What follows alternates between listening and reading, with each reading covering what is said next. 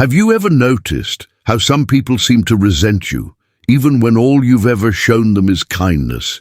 You go out of your way to support them, always show up when they need help, yet they respond with dismissal, disrespect, or even hostility. Carl Jung uncovered something that explains this strange reaction, and it may completely change how you think about human behavior. Most of us assume kindness naturally inspires kindness in return. But Jung's decades of research into the human psyche revealed a far more unsettling truth. Sometimes your kindness can actually trigger someone's dislike or even hatred. Stay with me, because by the end of this, you'll understand the hidden psychology behind why good people are often treated poorly, and how you can protect yourself from being taken advantage of. Carl Jung once said something many struggle to accept. Everyone carries a shadow, and the less it is integrated into conscious life, the darker and denser it becomes. What does that mean in practice? Here's the reality Jung discovered. When you consistently treat someone with patience, understanding, and generosity, you're not just being nice, you're holding up a mirror to their shadow. Your behavior reminds them of what they feel they lack. The shadow, as Jung explained, is made up of everything we deny, reject, or suppress about ourselves, our flaws, insecurities, and impulses we don't want to admit. This is where the tension arises. Instead of seeing your kindness as admirable, their unconscious whispers, "This person highlights what I am not. This person makes me feel inadequate." That discomfort creates what Jung called shadow projection. They start seeing you as a threat, not because of what you've done, but because of what you represent. Jung also said, "The most terrifying thing is to accept oneself completely." Your kindness forces people to face parts of themselves they'd prefer to avoid. Think about it. When you remain patient with someone short-tempered, kind to someone unkind, or understanding towards someone judgmental, you're demonstrating that another way of being is possible. But for many, change feels harder than staying. The same. That's why your kindness can threaten their entire self-image. Jung explained this as a form of reverse psychological inflation. Instead of feeling superior, they feel exposed and inferior. To regain balance, they try to pull you down. Here's the surprising part. The kinder you are, the more you trigger this reaction. And the more their shadow is triggered, the more they need to justify their discomfort. They may convince themselves, and others, that you're not genuinely kind, that you must be manipulative or hiding an agenda. Jung noted that people often create entire stories about someone's motives just to avoid facing what that person's behavior reveals about their own. This connects to one of Jung's most important insights. Everything that irritates us about others can lead us to an understanding of ourselves. But what if it's your kindness that irritates them? What does that uncover? Here's what Jung found. Most people live from what he called the persona, a mask we wear to function in society. This persona is built on appearing strong, smart, or realistic, often meaning skeptical or cynical. But when you act with authentic kindness, you're stepping outside the mask. You're living from your true self, not a role. That authenticity creates a problem for those who are stuck behind their persona. According to Jung, your genuine nature makes their mask feel shallow and false. They can't face this truth, so instead, they turn you into the problem. But here's where things take a darker turn. Jung discovered that people often attack the very qualities in others that they secretly long for themselves. They'll label your kindness as weakness, your patience as foolishness, and your understanding as naivety. Why? Because acknowledging your strength would mean admitting their own shortcomings. Jung called this projection, when people project their inner struggles onto others. They're not truly upset at your kindness. They're upset at their own lack of it. And this leads to a key realization. Carl Jung once said, "Your vision becomes clear when you look into your heart." Who looks outside dreams. Who looks inside awakens. But what happens when your awakening threatens someone else's illusions? Here's what Jung found about human growth. Most people move through life on autopilot, following the crowd, sticking to expectations, and never questioning their habits. Jung described this state as being unconscious. When you live with genuine kindness, especially consistently, you demonstrate what Jung called individuation, the process of becoming your true self. And this unsettles those who have not done their own inner work. Your progress highlights their stagnation. Your awareness exposes their lack of it. But here's the catch. Jung observed that people often undermine or attack those who are ahead in psychological development. Not deliberately, but unconsciously.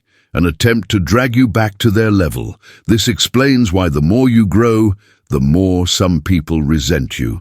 The more emotionally stable you become, the more they try to trigger your old reactions. The more you heal, the more they seek to reopen your wounds. And this brings us to Jung's greatest warning. He explained that the collective unconscious is shaped by archetypes, universal patterns rooted in shared human experience. But what happens when you defy those collective patterns? Here's what Jung recognized about group psychology. Choosing kindness in a world that often rewards cruelty means standing against the collective unconscious, the cultural norms that shape society. This makes you a challenge to the system itself. Your kindness suggests a different way of living, and that terrifies people who have built their identity on maintaining the status quo.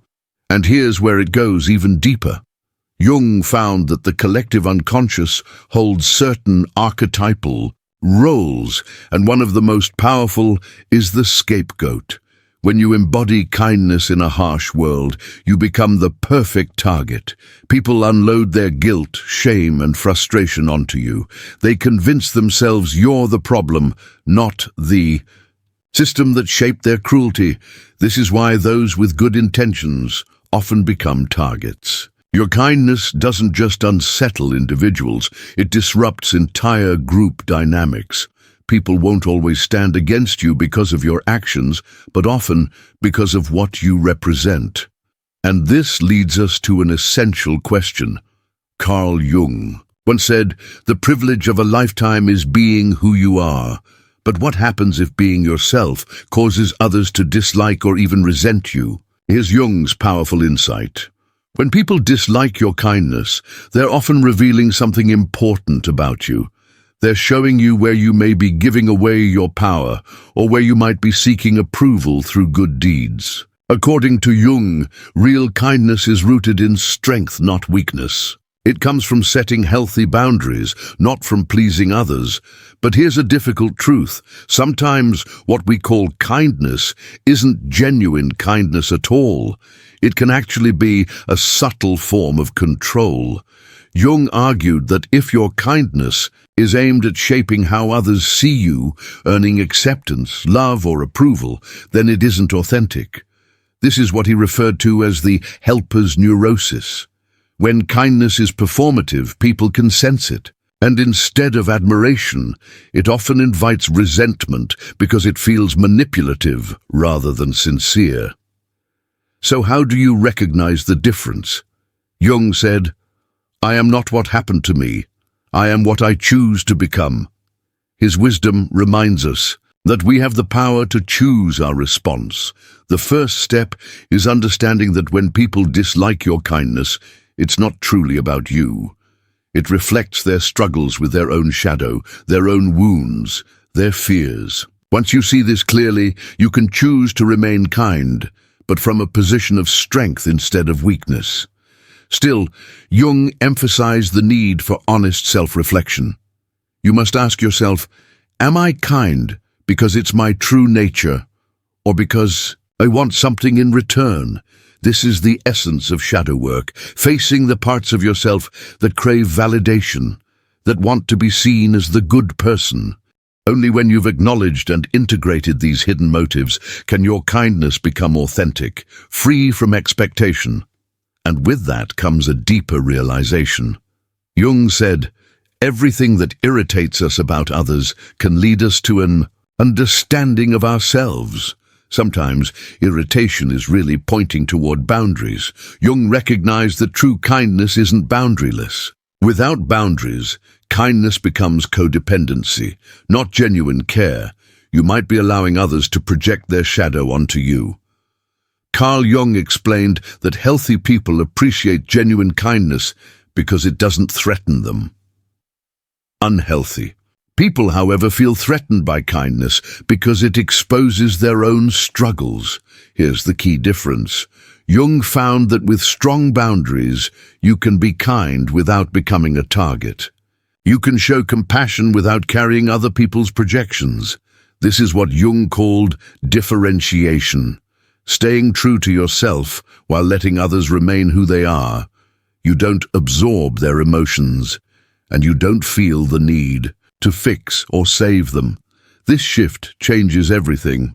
When kindness comes from strength rather than weakness, people react differently. They can't project their insecurities onto you because you're not trying to prove yourself, but there's more to consider.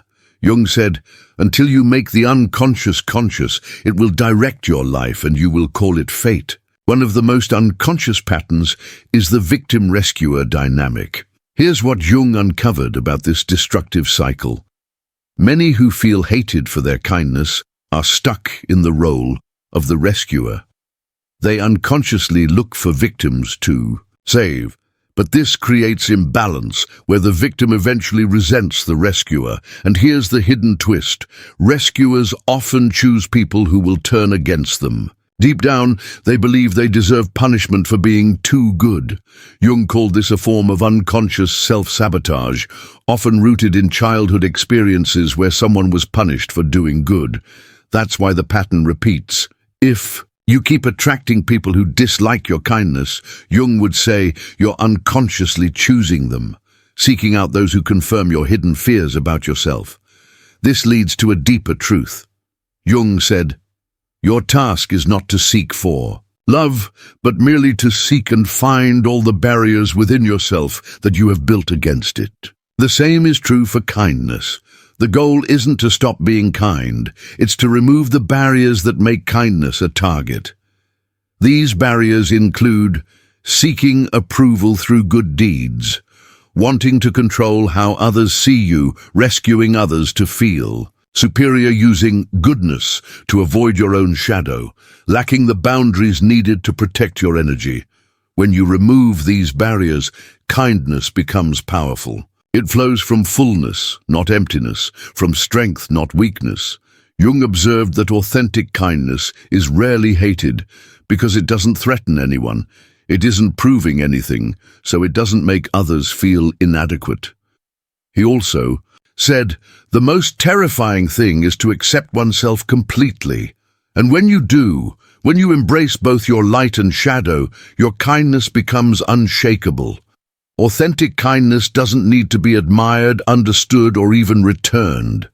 It isn't a strategy, it's an expression of who you are. And here's the paradox. When kindness is authentic, people are less likely to hate it. They might not always value it, but they can't project their shadow onto it, because it isn't trying to prove anything. This is what Jung meant by being yourself. You're not performing kindness. You're living it. You're not trying to look like a good person. You're simply expressing your true nature. And that's the final revelation. Carl Jung once said, "Where love rules, there is no will to power. And where power dominates, love is absent." But what happens when your kindness exposes someone else's lack of love? This is what Jung uncovered about envy and kindness. When you consistently act with kindness, you're not just being polite, you're showing emotional abundance. It demonstrates that you have something to give without expecting anything in return. According to Jung, this can trigger what he called archetypal envy in people who feel emotionally empty. Your kindness becomes a reminder of their inability to love freely. And here's the difficult part.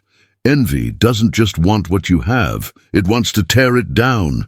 Envious people don't think, "I wish I could be kind like that." Instead, they think, I need to prove that their kindness is fake. This is why they test you. They push boundaries, make unfair demands, and create situations where you eventually have to say no. Then they use that moment as proof that your kindness was never real. Jung explained that this is often an unconscious attempt to pull you down to their level. If they can't share your emotional richness, they try to strip it from you. This leads us to another key insight. Jung once said, "Everything that irritates us about others can lead us to an understanding of ourselves. But what if others are projecting their own cruelty onto your kindness?" Here's what Jung discovered about projection. When people have been harsh or neglectful in the past, they struggle to believe genuine kindness exists. Their mind simply cannot process the idea that someone would act kindly without hidden motives. According to Jung, they project their own manipulative behavior onto you. They assume you're being kind to get something, money, control, admiration, because that's how they would behave. Here's the troubling part. Jung noticed that such people often become obsessed with uncovering your supposed motives. They dig through your past, overanalyze your actions, and create elaborate explanations for why your kindness must be fake. This is what Jung referred to as paranoid projection. They are so convinced that kindness is impossible that they twist every action through the lens of manipulation. A compliment becomes flattery, support becomes control, understanding becomes condescension, and the more you try to prove your sincerity, the more suspicious they become. Jung observed that even defending your kindness feeds their projection. To them, if you were truly genuine, you wouldn't need to explain yourself. This creates what Jung described as the authenticity paradox. Jung also wrote, "The wounded healer is an archetype that reflects the psyche's ability to heal itself." But what happens when your kindness challenges someone's wounded identity? Jung found that some people build their entire sense of self around being hurt, abandoned, or mistreated. Their wounds become their source of meaning, their claim to attention, and their reason for not moving forward. When you approach them with kindness, you're offering healing, but healing requires letting go of their wounded identity, and that can feel terrifying. In fact, Jung observed that many people sabotage their own healing just to hold on to their suffering. They'll reject your kindness, push you away, and then use your absence as evidence that everyone always leaves. This is what Jung described as the victim's revenge. They punish you for trying to help because your help suggests they could change, and change is exactly what they fear most. This explains why the people who most need kindness are often the ones who resist it most fiercely. They're not only rejecting your help, they're rejecting the possibility of their own transformation. Jung noted that this creates a kind of psychological prison. To maintain their victim role, they need to cast you as the villain, and that's where things get even more complicated. Carl Jung once said, "The meeting of two personalities is like the contact of two chemical substances. If there is any reaction, both are transformed. But what happens when someone refuses to be transformed by your kindness?" This is where Jung's insights into psychological superiority come in. When you consistently choose kindness over cruelty, patience over anger, and understanding over judgment, you're not showing moral superiority. You're showing emotional superiority. According to Jung, this creates what he called inferiority compensation in others. Faced with your emotional maturity, some people feel small. To cope, they look for ways to pull you down to their level. And here's the subtle part. Jung observed that people will often use your kindness against you. They'll label you as too nice, naive, or weak to make themselves feel stronger. This is what Jung referred to as defensive devaluation. They can't directly attack your kindness, so they attack your intelligence, your strength, or your awareness. They try to convince themselves and others that kindness is the same as weakness. From this, Jung drew a sharp conclusion.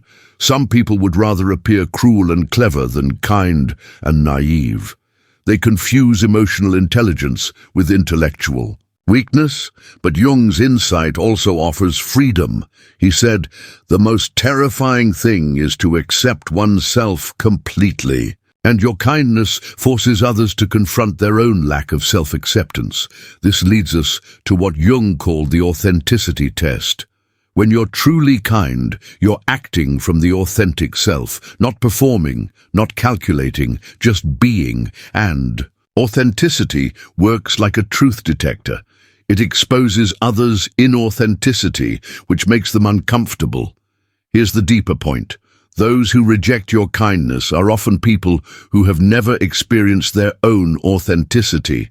They've lived in performance mode, so they assume everyone else is performing too. Jung described this as the performance trap. Because they rely on manipulation to influence others, they can't imagine you're not doing the same. Your genuine kindness breaks their model of how the world works. This creates cognitive dissonance.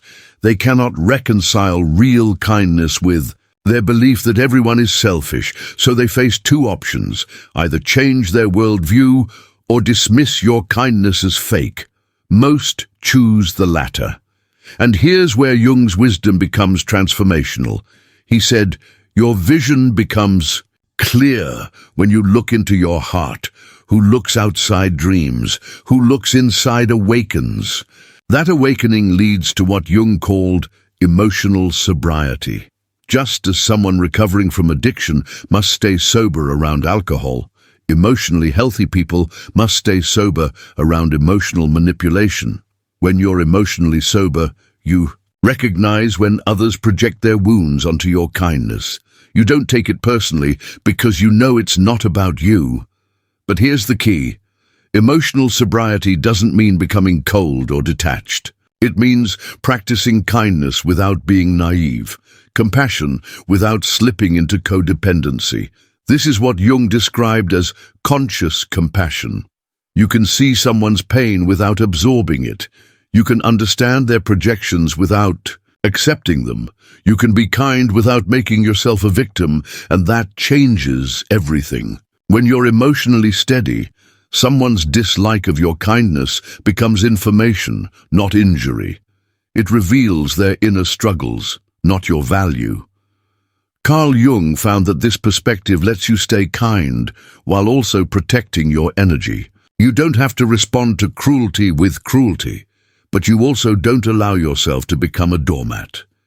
This leads to Jung's most important insight. I am not what happened to me. I am what I choose to become. What you choose to become shapes how your kindness is received. Here's Jung's core wisdom. People don't reject real kindness. What they resist is the way kindness threatens their ego, their persona, or their unhealed pain. Your responsibility isn't to make your kindness easier for wounded people to accept. It's to ensure your kindness is genuine, grounded, and comes from strength. And here's the key. Jung also discovered that the same kindness that provokes hatred in some creates deep appreciation in others. The difference depends on their level of self-awareness and acceptance. So you have a choice. Be kind while protecting yourself from projections. Stay authentic while setting clear boundaries. Express your true nature while refusing to be used as a target. This is what Jung called individuation, becoming fully yourself regardless of others' reactions. And that's the path to freedom. When you understand that their hostility reflects them, not you, you gain control over how you respond. You can remain kind without being a victim. You can be authentic without being a target. Because ultimately, as Jung explained, the goal is not to be liked by everyone. The goal is to remain true to yourself while building healthy connections with those who value your authenticity. That's the secret to showing kindness in a world that sometimes resists it. You don't stop being yourself. You become more of yourself, but with stronger boundaries and clearer intentions. Jung put it this way: your vision becomes clear when you look into your heart. Who looks outside dreams. Who looks inside awakens. And when you're awakened, your kindness cannot be shaken. But here's the final lesson Jung would want you to remember. Those who dislike your kindness are actually your greatest teachers. They highlight where you need stronger boundaries, sharper intentions, and deeper self-acceptance. They're not enemies, they're mirrors. And once you see them as mirrors instead of threats, you've mastered the art of being kind in a world that sometimes resists it. This is what Jung called the transcendent function, the ability to hold opposites, to be kind yet strong, compassionate yet boundaried, understanding yet protected. That's the mastery Jung uncovered. To be kind without expecting approval, to help without needing gratitude, to understand without seeking validation. When you reach this point, you achieve psychological freedom. You're no longer trapped by others' projections or by your own need for approval. You are simply, authentically, powerfully kind, and that transforms everything. So remember, when others dislike your kindness, they're showing you their wounds, not your weaknesses. Your role is to stay kind while guarding your energy, holding boundaries, and choosing relationships with those who respect your true nature. Because as Jung concluded, the world doesn't need less kindness. It needs more people who are kind from strength, not weakness. And now you know the difference. You have Jung's roadmap to authentic kindness in a world that sometimes resists it. The choice is yours, the power is yours, the freedom is yours. Use it well. Thank you for joining me in this exploration. If you found value in today's discussion, consider subscribing and sharing this video with someone who might benefit. And if you'd like to support the channel further, you can leave a super thanks below. It's a small gesture that helps keep this work going.